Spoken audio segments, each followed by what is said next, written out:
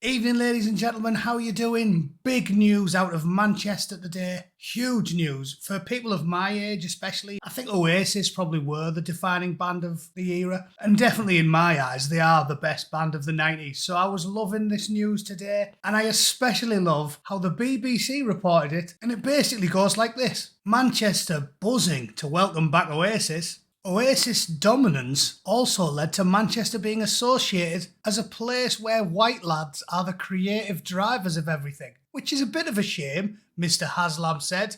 Oh, you like Oasis, do you? Do you really like Oasis? Here, have some race communism.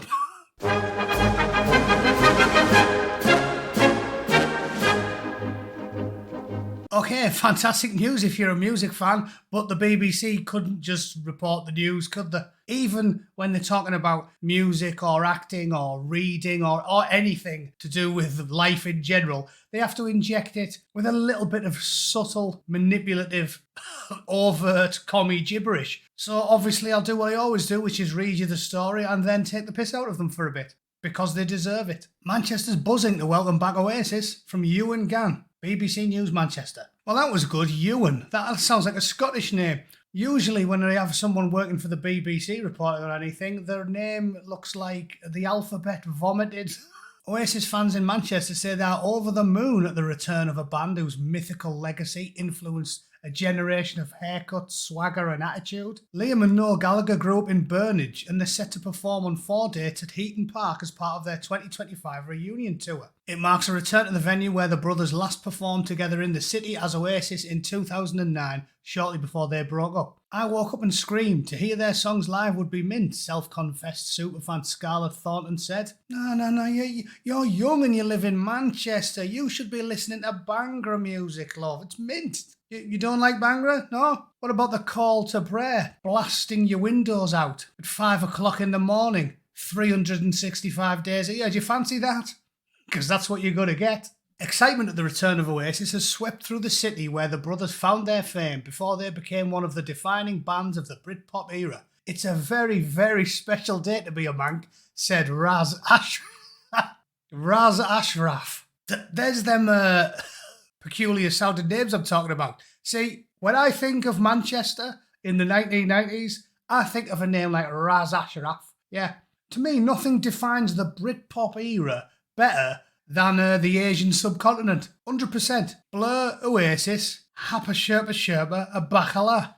He hugged the BBC Manchester reporter. If you haven't guessed, the BBC does this. A person that inappropriately touches a female reporter, yeah, if they're from aforementioned subcontinent, it's called a hug, also known as a struggle snuggle. But if they look like me, the police get called. Oasis' first performance to feature both Gallagher brothers came at the Boardwalk nightclub in 1992, after Noel joined having been a roadie for an Oldham band in Spiral Carpets. A year later, they signed their first record deal with Creation Records and were photographed in their first shoot by James Fry of the band World of Twist at Nomad Studios in Manchester. They were great and they were all about running around Manchester. All 5 were really good to me and my assistant.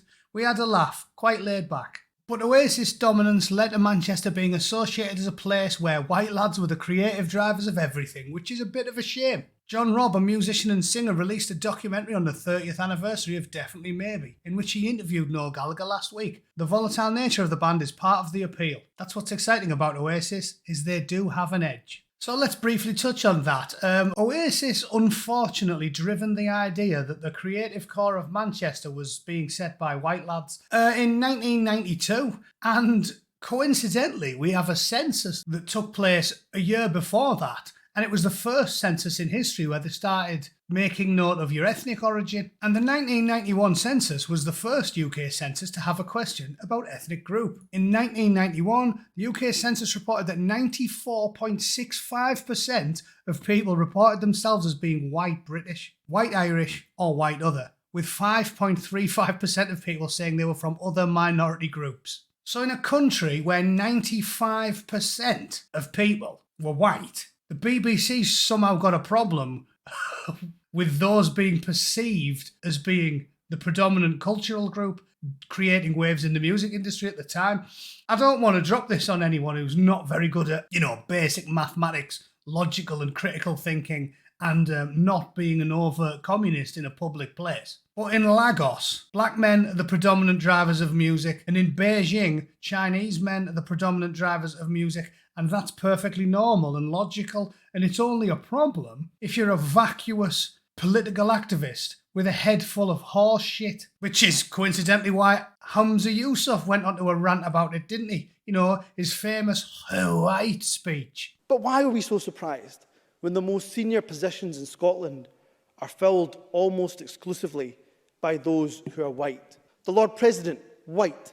The Lord Justice Clerk, white.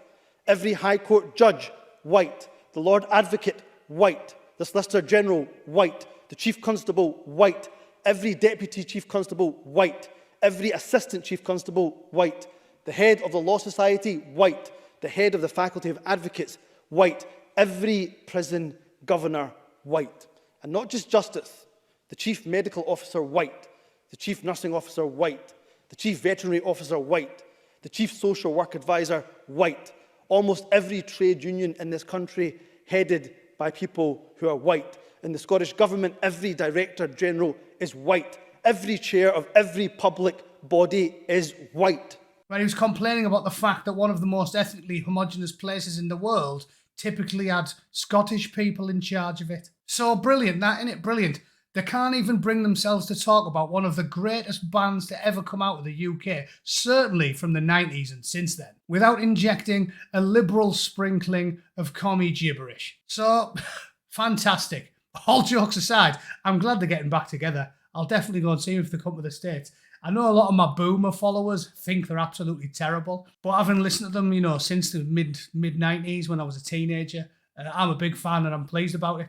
Suffice it to say, they did make one of the biggest musical contributions to England as a whole and Manchester in specifics. And all the people they're interviewing and the commies that are writing the gibberish in their pieces who go on about places like the Asian subcontinent, you know, which you all know has now come to dominate Manchester, but not culturally. Places like Pakistan and Bangladesh. Libya, there's a good one. Libya contributed to the Manchester music scene in a very particular way, didn't they? Because it was a Libyan who ran into the Manchester Evening News Arena with a hissing backpack and blew a load of women and kids up. So that's a contribution. That's a contribution, definitely did something. I'm just going to say that perhaps redecorating stadiums in colours like brain matter grey, blood and snot green isn't much of a contribution to anything. But what do I know? I've got no taste. Got no taste or creativity. So that's the news for the day. Hope you enjoyed that. Let me know what you think of the news in the comments, and everybody over 60, proceed to tell me how Oasis are the worst band ever and you'd rather listen to the sound of the family pet being fed into a woodchipper. I get it all the time. Anyway, yeah, let me know what your thoughts are. Thanks for tuning in, and I'll see you all tomorrow. Toodle pip. Cheers.